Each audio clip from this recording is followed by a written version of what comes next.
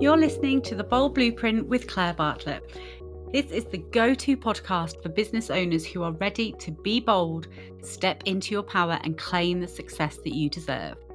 So whether you're an established business or just starting out, this podcast is your weekly dose of unapologetic inspiration, empowerment, and actionable advice to take your business to the next level. So whether it's the highs, the lows, or everything in between, I'm here to help you build a business that reflects who you truly are.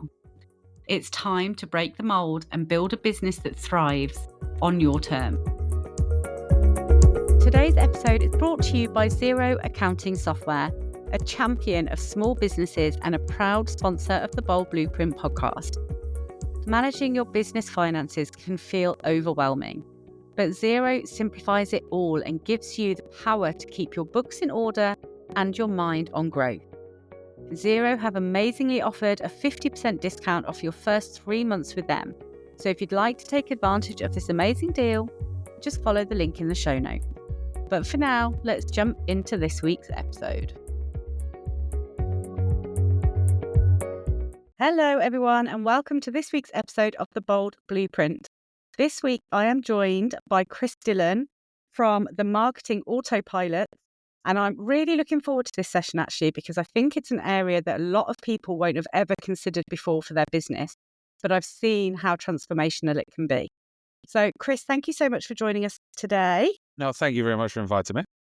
It's going to be a really good session. Now, I first came across you, I think, at an event in London, which was, I don't know, maybe October 24, I think it was.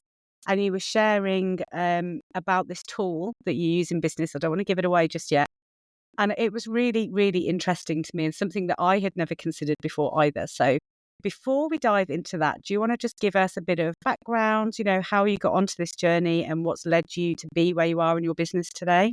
Yeah, thank you very much. So I started in the sort of sales and marketing world way back at university when I was going around knocking on doors to sell £1 nightclub tickets to keep 50p that'll hopefully see me through the week, which was very lucrative, but also my feet hurt a lot.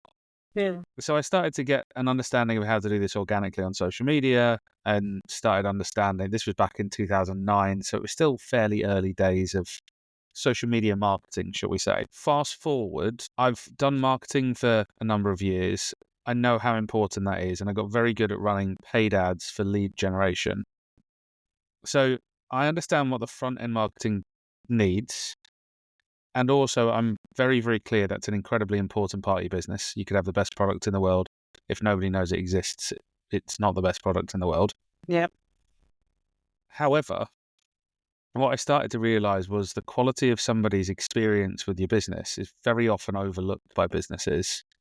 And when we dive into everything, it'll be kind of focusing on the importance of understanding that the people you're interacting with as a business are actual human beings that have an actual life.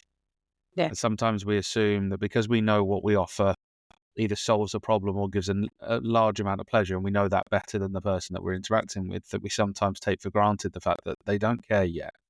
And we need to make things easy for them to be able to do the next step. And I think this is also, through the onboarding process, but afterwards as well, when they become a client, I think so often we put so much energy and effort into getting them to sign up with us and becoming a client.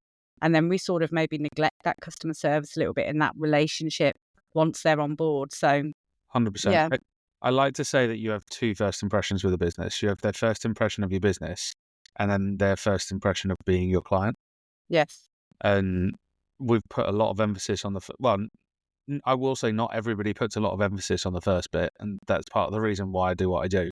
Yeah. But people have a good understanding that their first impression with a business is important, but forget that their first impression as a client is a whole new experience. And there's nothing worse than going through an amazing sales process and then a terrible post-sign-up onboarding process. And I was actually watching a podcast last night with Rory Sutherland, who is an absolute genius when it comes to marketing. But he was talking about he was talking about a car salesperson who he interviewed and how he was the most successful car salesperson in the entire region for years and years and years. And he said it's because he asks a question that most car salespeople don't. most car salespeople at the time will say, how can I sell this person a car? Whereas he will ask, what can I do today to make sure they come back to me for their next car? Oh, I like that. And I'd inadvertently been doing this. I say to every client when they come on board with me, my aim is to make sure that in 10 months when I call you and say we're about to come up to the renewal, that it's an absolute no-brainer for you to do it. Yeah. By looking at it that way, and by looking at it as the car salesman who's planning for their second car, the decisions you make earlier are for your long-term relationship. And you might lose a few short-term sales in that, by the way, but long-term and longevity on that side, that's where you scale. And Yeah. that's, I think a lot of people forget about that. I think that's the bit in business that a lot of people struggle with. And we talk about this a lot, don't we? You know, that overnight success, and people are wanting to be bringing in the big money and seeing the results instantly in their business. There's so many that don't play that long game and don't realize that actually the foundational work that you do today is setting you up for long-term success.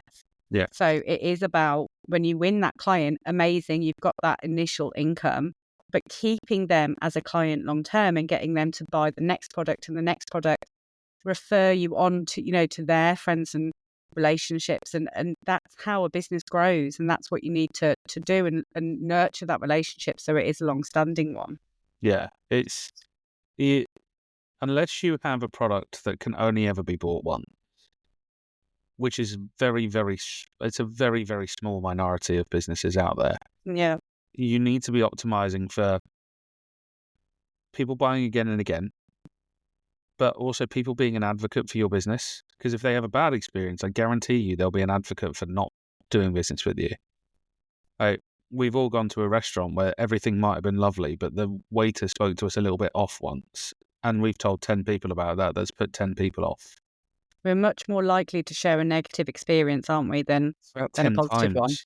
Yeah, that you're about 10 times more likely if you have a bad experience to leave a bad review than if you have a good experience to leave a good review.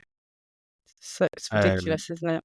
and it's why when you start understanding that, like if I'm looking at a restaurant that has 1,000 reviews, 50 of them are negative and 950 are positive, actually there's about 9,500 positive experiences that haven't been noted down in that. And Yeah. yet, again, as human beings, I guarantee you somebody will be listening to this, and the first thing that they would do at a restaurant is go to a new place, right? I'm going to read all the 1-star reviews. Yeah. They'll dismiss and ignore all the 5-star. They'll ignore the fact that strangers have had an amazing experience. But then we read one review where one person said that the prawn cocktail was off or it was undercooked. And they'll go, the risk of seafood. And you're like, it's one person having one potentially erroneous opinion or just one mistake that was made. Yeah. Uh, They It's write the it off. difference between trusting the kebab shop and the kebab van. The kebab shop you trust a little bit more because it's got an established place. You know that it has to have had repeat custom because there's only a certain amount of people that it can serve. And if it's been around for ages, people will go back again and again. Whereas a van that you see at a festival, you're not necessarily going to trust because you know that they could have a really crap offering and they don't need to worry about longevity. They'll just go to the next show. Now, we know that psychologically, but we don't apply it in business. Yeah. So how do you support people, and what is this method that we've hinted at already that helps with this area of business? How can we make it easier for business owners to build the quality in the ongoing relationship with their clients? I think the main thing is communication, the quality of your communication. I say the sentence all the time that conversations lead to conversions.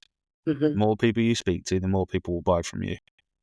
Assuming your product is good and your general demeanor and service are good. But most people have that. Most people understand that. They're just not having enough conversations or enough people talking about them. So what I specialize in helping with is planning out customer journeys. And the shiny object that most people come to me for is automating WhatsApp through that process. Because, and I'm going to preface the following sentence by saying email is incredibly important. Not enough businesses use email the way that they should. And it is so underutilized in business nowadays anyway. However, a good email open rate, you'll be looking sort of 20 to 30%. People have higher email open rates. And somebody said to me the other day, yeah, but my email is amazing. It's 55% open rate. And I went, so you're celebrating the fact that 45% of people ignore your emails? Yeah. we're just accustomed to that because of the nature of email. WhatsApp's open rate, my open rate on WhatsApp's 95%. My lowest client's open rate is 78 on average, and they send about 30,000 a month. Which you can do. You can bulk send WhatsApp through WhatsApp API. The stat that kind of resonates with me when you're comparing WhatsApp to email is globally, of the 1 billion messages that are sent per day, which is a mind-blowing stat in itself, 80% of every WhatsApp message is opened within the first 10 minutes of it being delivered. Yeah. And I can believe that as well, because we're all addicted to our phones. We're all on them, constantly. And WhatsApp is one, because it's the way that we communicate. We don't really use text messages, and quite often we don't even actually phone each other anymore. It's all done on WhatsApp, isn't it? So when you see a notification ping up that someone's messaged you, you will stop what you're doing to check that message. And actually, it's probably one of the biggest distractions we have in our lives right now. But it's such a powerful business tool that is actually very rarely being used by businesses. 100%. And even then, not many people know that you can automate WhatsApp messages. So when an inquiry comes in, send them a WhatsApp straight away. Even the ones that do typically try and just replicate what their emails will be. Yeah. So they might have a welcome email that says, thank you for your inquiry and everything like that. But I turn around and say, imagine that your friend who you communicate on WhatsApp with you all the time sends you 4 paragraphs in one message. When you open that message, you're like, oh dear God, Claire, what's happened? That's your overall emotion is very rarely a positive. If somebody sends you a whole length of a message, you're not going, oh joy, because that's not how we work. Not how WhatsApp. I've got a friend who voice notes me like absolute, war and peace. And I know that I need to get a cup of tea and curl up on the sofa to listen to it. I have to make time to listen to it. So yeah, you need to, it's a different method, isn't it? It's a different communication method. It does need to be changed. It is. And it's the way that I say it is, so Claire, imagine with your business, right? Imagine you had somebody going through your customer journey as it sits at the moment, and then imagine a friend came up to you and said that they wanted to go through it. What you would be telling your friend on WhatsApp how to go through the process, because you know them and you have that personal connection, is what you can replicate in a business setting. Yeah. It's a bit like when you go to the TV section of a store to go and buy a TV. The email serves as the leaflet that's handed to you with all of the information. You'll read it if you want to read it. Sometimes you won't read it. But what's being said from the person that's standing there and answering the questions, the quality of them is going to be what dictates, A, whether you buy or not, but also whether you buy the best TV there or buy the cheapest or walk out because you didn't know if it answered this question, all of that kind of stuff. That's the way that I approach it. WhatsApp should be the customer service wing, but you know as well as I do, the better your customer service is, the more sales you generate at the back end. And the more referrals and recommendations you get further because the experience has been better. So I remember during your talk that you did in London, you did some like visual aids. So you said, if you're interested, I think if from memory, I think you had a download, and you said it was a QR code, scan this and it will get you into the system. So I remember looking around the room, and I can't remember how many were there. There were probably 300 or something. And everybody got up their phones, including me, because we all wanted to test it. And then you said something really funny. You were like, well, I've just grown my contact list by, 300 people. It's that easy, which I loved. And then you showed us how sort of personalized it is. We can just send one word and we got loads of information from you. There was one quite funny one that had, it was like a quirk to a friend, I think. And they got quite a funny picture back. So you can build whatever you want to build, can't you, in this system? And it can be really personalized. Do I remember correctly that you can, if anyone texts you and it includes a certain word, that the system will pick out that word and then know what to respond? So there's there's a few ways to do it, but there are 2 ways that most people would use. We can use things like Zapier and CRM systems to trigger that first message. So during the talk, I had a QR code with a simple form that was filled in, and that automatically sent you a message at that stage. I can then put buttons in the message, which are really engaging. So I might have buttons which are, in the talk, for example, it's a selfie of me. And then the buttons are, your hair is messy, what stunning beauty, you scared me. Now, all I want to do is I want you to get used to interacting with me while I'm on stage, because when I'm asking you to send things later on, it's easier for you to do it. But you can set up keywords where if you send me that word and that word exactly, it will trigger. So I have a lot of ones set on that. And then you can set up words that if that's in the message that they're sending, you can also do that. You can also have AI in it as well, something I've been experimenting with. I'm not going down the dive of, right, turn that into your AI channel yet. But it's more about, again, making it easy. So if I use the talk, for example, I have that message that gets sent to you when you scan the QR code at the start. And also, that event in London was quite female heavy. Yes. So typically, and this is a stereotype, but typically women would store their phone in their bags, whereas men would have it in their pockets, generally speaking, very much a generalization. So the slide before that, I have, get your phones out and turn them to loud because I want to hear your phones during the presentation. Now, the curiosity on that will prompt a lot more people to get their phone out of their bag than if I told them straight off to scan the QR code. And that's done very deliberately. It's a lot easier for you to scan it when it's already in your phone because you've just turned in your hand because you've just turned it to loud. Yeah. That message goes, I get you to interact. I point out who's taking the mick out of me from stage. So again, more people will do it. And because everybody's phone around you is pinging, it feels like everybody else is doing the same thing. So you feel like you're left out if you don't do it. There's then a slide about 5 minutes later where everybody goes and takes a picture. Well, not everybody, but there's always somebody in every talk that goes and takes a picture at that stage. So I tell people they can send me the word slides and they get the full presentation. I then have a few quirky, funny ones. You could send me the word plan during the presentation where it will send you a full 24-page customer journey plan that I have. So all of this, you're interacting with me. And if I was trying to do this on email and say, just reply to my email 6 or 7 times in the talk, you're never doing it. Mm-hmm. But it means at the end of the talk, when I have some sort of call to action, which might be book a sales call in with me or get a copy of the book, I will tell you to send me a specific word. And it feels natural because you've been doing it as you've been going along. And one thing we haven't spoken about is I can use somebody sending me that word to tag that person in my CRM system as being interested, whether they go and take that step or not. So if somebody sends me the word meeting, whether they book a meeting or not, it raises a task for my sales guy to go and call that person. And if they then book the meeting, it removes the task. So he'll have a list of people to call that at the time expressed interest but didn't take the action. So I've got even more of a breakdown of the people that have come into the system. I love that. And I think if we compare the two options, so it was all about building that relationship, wasn't it? And breaking down the distance, I suppose, between you and the people in the room at the time. And if we look at the ease of doing it through WhatsApp or doing it via email to me is a lot more distracting than WhatsApp. So because I do it all day, I feel like I can send a WhatsApp, especially a one-word WhatsApp, and still be engaged in what you're talking about and what's going on in the room. Whereas if I need to go into my email inbox, I'm having to go in, then I get distracted by other emails that might have come in. And then I'm having to type out your email address, which is much harder to do than a QR code, obviously. I would just find it much more off-putting situation to be in than just sending a quick one word on a WhatsApp.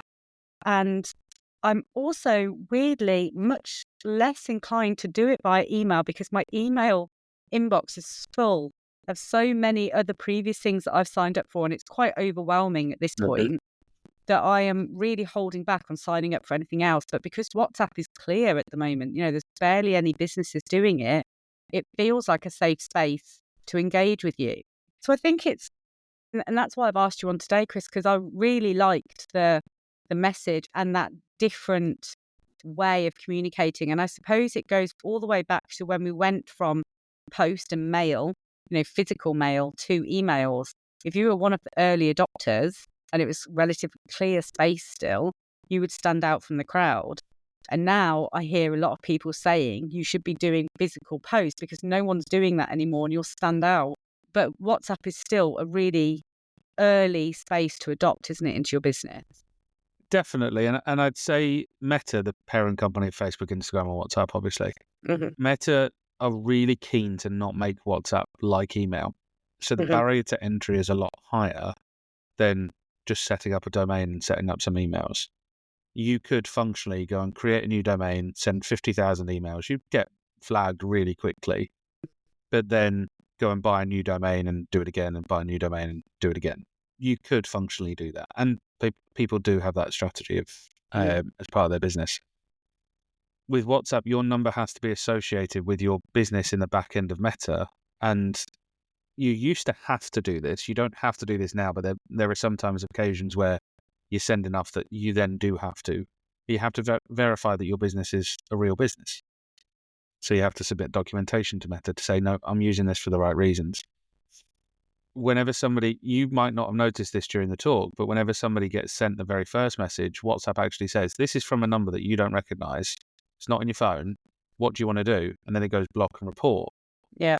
Now, you might not have noticed that in the talk because I put 3 buttons there to take the mick out of my hair with the selfie. And any of those buttons that you press will Meta will go, oh, yep, no, you're good. You're replying. You're engaging. You're good. We'll remove the warning. Now, they can still go and block and report you, but generally speaking, it's done differently. So you're completely correct. It's in the early stages. It's also the barriers to spammy entry is a lot higher.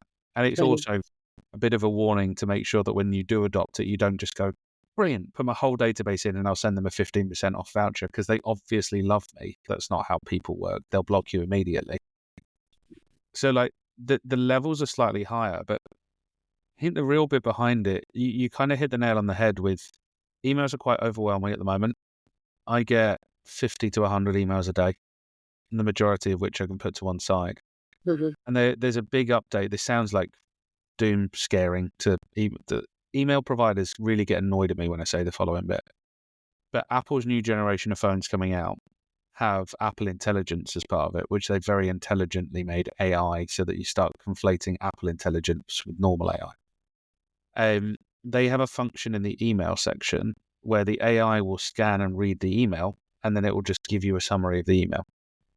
So even where people have been saying for years about making the subject line really engaging, which again is important. I said that at the start. Email is an important part. But Apple Intelligence will just bypass all of that, read the whole thing and go, Claire's trying to sell you something. Yeah. So you'll never open it anyway. WhatsApp's still very much a very untouched space. And the coverage of it in most countries, with the odd exception of the United States and then China and places that have their own state-controlled social medias, the countries that have a massive coverage of it, it's an insanely underused tool. When you talk about then the phone number has to be attached, so that's when you have your Facebook profile or your Instagram profile. It's the number that you have entered for that profile, isn't it? Not for that profile. So above the profile, there's what's called a Meta Business Manager above it. And that Meta Business Manager controls your assets. Yeah. You don't have to have a business manager. Sometimes people have it set up without them realizing. But your Meta Business Manager can then own your page, your Instagram account, WhatsApp accounts, ad accounts, pixels, all of that kind of stuff in the back end of Meta. It's advisable to have one because if you as a personal profile ever got hacked, you could still demonstrate that your business owns the assets, not your profile. Mm. The reason I know the back end of all of this is the reason I have no hair. But you can Which create... was a joke, by the way, to everyone when he was putting on the messages about, insulting the hair, is that there isn't any, or not a lot. No, there isn't. Or as my 4-year-old son said to me, no, Daddy, you do have hair. I've seen it in your nose. And I'm like, absolutely amazing. Oh, the truth that come out of Babe's mouth. Tell me about it. But you can have, so a business can have multiple business WhatsApp API numbers. Right.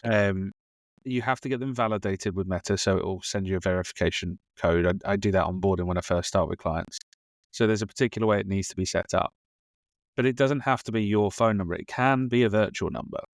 The number that sent you the messages when we were talking is my 0208 number, which is just a virtual number that redirects through to my AI agent that answers the phone for you. But it's just a virtual number, and I just have it redirected to a number that I own. So it doesn't have to be a new device. You can have it on the same device that you have now. You don't need to buy a new phone. You may need an additional phone number, but I provide them for my clients. They cost me £12 a year per number. Well, no, I didn't know that. So it makes it even easier then. And so do you need to have a professional profile on Facebook and Instagram? No, so you can do it just from a standard personal profile as Do well. it from a standard personal profile. You would need to set up the business manager, which is free to set up. Some people have it set up already. You can get to it by going to business.facebook.com/overview. It will typically show you there. Or if you're ever in the ads manager, so not in the business suite, but in the ads manager side, there's an option on the left where you can click all tools, go to business settings, and it will typically take you through to the business manager settings if you already have one set up. Amazing. And I have been in a WhatsApp community that is to do with a business networking sort of community that I'm part of. And they actually have different rooms within WhatsApp now. And I believe that's a relatively new thing. So do you envision that, there's so many Facebook group communities that we're all a part of, free and paid for. Do you think the next thing is they will be actually on WhatsApp, or there'll be, a complementary addition to those groups? Or I'm not sure on that side. And the reason being, when I talk about WhatsApp automation and API, you can't actually have a WhatsApp API number added to a group because you can broadcast out. I could send my entire database right now WhatsApp if I wanted to, all at the same time. There are a few things I need to do first. I need to verify with Meta the message I'm sending so that it's nothing that's untoward. And I need to be able to demonstrate that the person receiving it has opted in for those messages in the first place. It's not quite the same as like GDPR, but because they have to accept terms and conditions on WhatsApp on their side, it's a bit like being served an ad. But the problem that I found with groups, and I use WhatsApp groups all the time. I'm in quite a few of them. I don't discourage them. There comes a point where there are so many people in that group that everybody starts muting it anyway. Yeah. So again, you'll start having your messages missed or just flat out ignored. With the API, you can send messages en masse, and yet they're still one-to-one conversations with the person that's there. Yeah. So I've been in the last sort of second half of 2024, I went to quite a few events, one of which I met you at, that actually used it as part of the event experience. Most clients at the moment. Yeah. So you signed up and they gave you sort of information of what was happening on each stage, all of the event information, the dates and times and addresses and all of those things, asking for feedback. Did you enjoy the day? Little yes, no tick boxes and things. And it just was a new level of relationship building with those events and making you feel, and that was just one-on-one. It wasn't a mass group with every single person attending those events all in this one space. And it also weirdly gave you the freedom to really be honest. So if I hadn't enjoyed something, I could have, and I would have felt comfortable saying, actually, no, I didn't enjoy today. So valuable. Like people shy away from getting feedback. Yeah. Well, I've got 6 core values that I stick to, and one of them is I reflect and self-assess. I want you to tell me when something hasn't been perfect, because you learn. A great businessman that I know, a guy called Henry Gidgen, runs a podcast called Fail Forward. He talks about reframing failure. Every single person I speak to will agree they've learned more from their failures than their successes, and yet they're afraid to fail. Yeah. Like if you want to learn how to do something, fail at it. You'll learn more from that than anything else. And yet, especially with events, there's so many people there. They just don't have the time to call all of them afterwards. That's completely understandable. Exactly. Yeah. You can't have that one-to-one relationship. They might send an email afterwards, but again, we've already discussed about how they can get lost in the inbox, or, quite often you'll think, oh, I'll come back to that in a couple of weeks, and then you forget. But having it in your WhatsApp is instant, isn't it? Yeah, you're also asking that person to do a lot. Yeah. I know it sounds really silly, but going back to the point that I made at the start, the people you're speaking to have lives. You're asking them to take time, which is the most valuable asset any person has on this planet. Mm-hmm. You're asking them to allocate an amount of time purely for your benefit. When I frame it like that, people go, actually, that's a good point. You're asking somebody to take time out of their day purely to benefit you. Now, some people incentivize that by going, we'll give you a voucher and stuff like that. There's ways of doing it. But if I can make it really easy for you to do the thing that I want you to do, where it might just be a message afterwards which says, we're always looking to improve. Let us know which of the 3 options below suits you. Absolutely loved it. Yeah, it was good. There's room for improvement. And if they press the room for improvement, look, thank you so much for letting us know. We've got an option now of giving us some feedback and letting us know what areas you can improve, because thank you for giving us that feedback. Yeah. If they say, absolutely loved it, brilliant, here's a link to leave us a review. There are little things where too many people are asking for a big chunk of time. If you ask for a little chunk of time and then give them the option of giving you a little bit more chunk of time, you'll actually end up with more time. Yeah, you'll They've get more allocated. out of it at the end. But I think I talk about this in the talk. Very often people see where people are right now in their process. So I filled out a form, for example. And they go, right, the next stage is I want them to book a call. So how do I make that as quick as possible? And in reality, that's not how we work. You want to go, right, they filled out a form. How do I get them to engage at that stage immediately? How do I capture their attention for a little bit more time? How do I get them to open a message? I send it on WhatsApp. How do I get them to watch a video if I send that video via WhatsApp? Well, the text I put in the body of the text is, hi at first name. So, hi, Claire. Please watch a video above. Let me know which of the options suits you best. Super quick, Curiosity snappy. takes over. Yeah. And then I make sure the first few seconds, like social media, the first few seconds of the video are hooky enough that you'll stay and watch. Because if you're staring at my face for an extended amount of time, I'm building trust, or I'm qualifying you out. You might not like me. Brilliant. I want to know early. Yeah. I'm building trust. I'm using my voice. I'm getting the sentences over the way that I want. And this is one thing that we haven't talked about, but I know I mentioned it in the talk, and I think it's really important when you're looking at the WhatsApp versus email argument. WhatsApp, you can send a video that somebody will watch so they can hear your voice. How many times have you read a sentence in an email in one way and then realized when you spoke to that person later that they didn't actually mean it the way that you read it? It was completely different. Yeah, true. And I always risk saying this when I'm on podcasts, but the sentence that I said on stage is, I didn't tell you to kill him, which is a sentence that has 7 words in it, 6 different meanings based on which word you put the inflection on. Yeah. Because I didn't tell you to kill him is different to I didn't tell you to kill him and all of the other variants. Yeah, I remember that, and I encourage everyone listening to go and say it to yourself over and over and emphasize each individual word the next time you say it. And it's true that actually every single time has a completely different meaning, which is actually quite mind-blowing. And the other quick thing to note on this is because occasionally you get a video within an email, and the worst thing possible is if you're working in a cafe or wherever you're working, and suddenly a really loud video starts playing from your email that you've got no real control over. Whereas a WhatsApp, you know that it's the same as a voice note, isn't it? You're going to find the space that, you have control over it. So I think for me, WhatsApp has a lot of power and untapped potential at the moment. So if people are inspired by this episode, Chris, and they're like, yeah, I really want to look into this more and potentially how this can help my business, what would be the first steps that they would take to potentially bring this into their business for 25?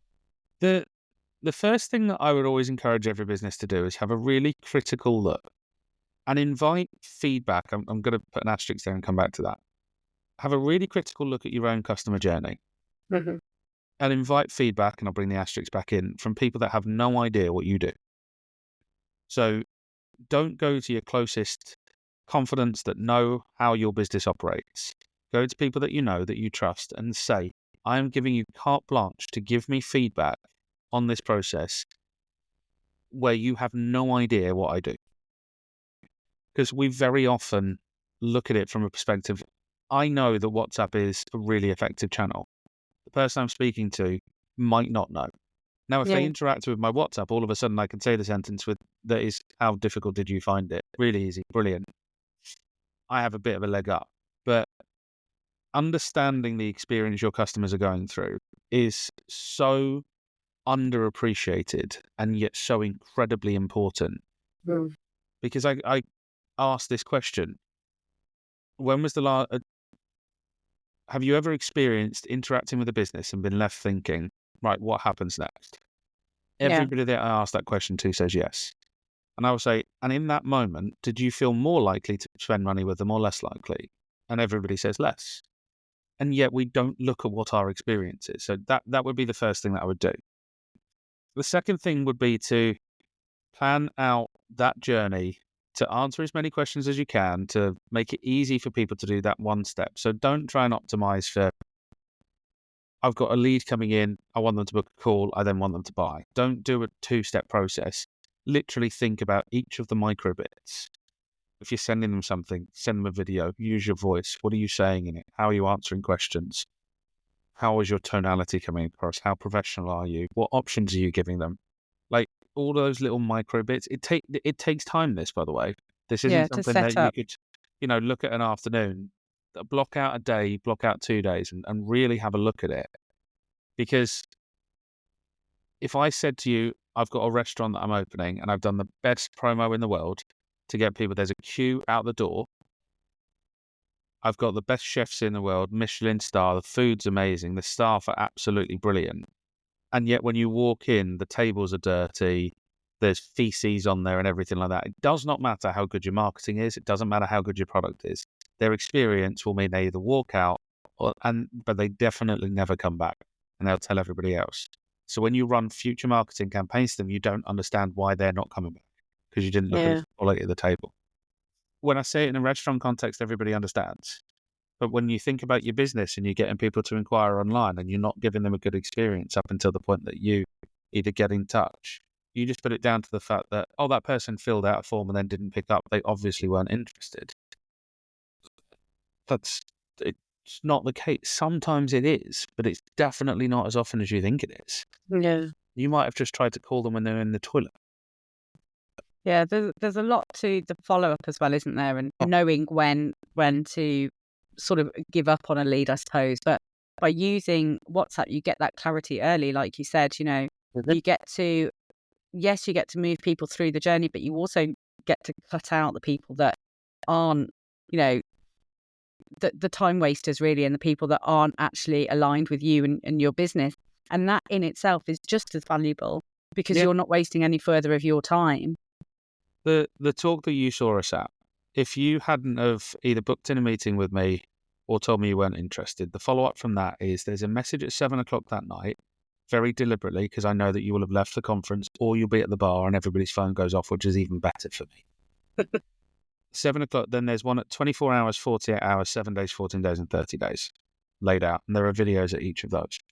Every single one of those, one of the options I give you is, I'm not interested. This won't work for me. One of them even says, F off, Chris, because I say that in the video. That's my personality, but I want you to tell me that this isn't going to work for you, because otherwise I'm going to keep sending you messages. Yeah. So I want to qualify you out. But if I'm giving you 3-4 options to tell me that you're flat out not interested and this won't work, and you're watching them because almost everybody looks at their WhatsApps, de facto you're interested. I'm just not doing it at the right time. And because if you haven't said, no, I'm not interested, and you're letting those messages continue, then there is an element of interest there, isn't there, that you just need to keep going until you hit the right time. I've had clients genuinely come on board who waited until that last message because they wanted to see the series before they signed up. Because they've just wanted to see how it plays out. And I was like, I've told me that 30 days ago and I would have signed you up and just not taken you out of the series. It's all about generating conversations. Yeah. Because if you can't speak to people, then very few people are going to buy from you. Yeah. Chris, that has been an amazing session. Thank you so much for joining us. And you really shared some huge value there for the listeners. So if anybody is interested in learning more, there is a book that you have out. And also I will put all of your social media links in the show notes for everybody so they can come and find you to find out more. But yeah, I think it's a really, really interesting area of business that we're right on the cusp actually of it becoming mainstream. And I think now is the perfect time because you will stand out in that crowd. So thank you so much for coming on today and sharing all of those little tidbits with us. And I will speak to all the listeners again next week. Have a great weekend. Thank you, Claire. I hope you have enjoyed today's episode, which was brought to you by Xero Accounting Software, a champion of small businesses and a proud sponsor of the Bold Blueprint podcast. If you're running a small business and you are dreaming big, then Xero is here to help make those dreams a reality. Xero is all about supporting entrepreneurs just like you, who are not just running businesses but are also changing the game. So whether you're just starting out or you're scaling up, join a global community of small businesses who trust Xero to manage their finances efficiently.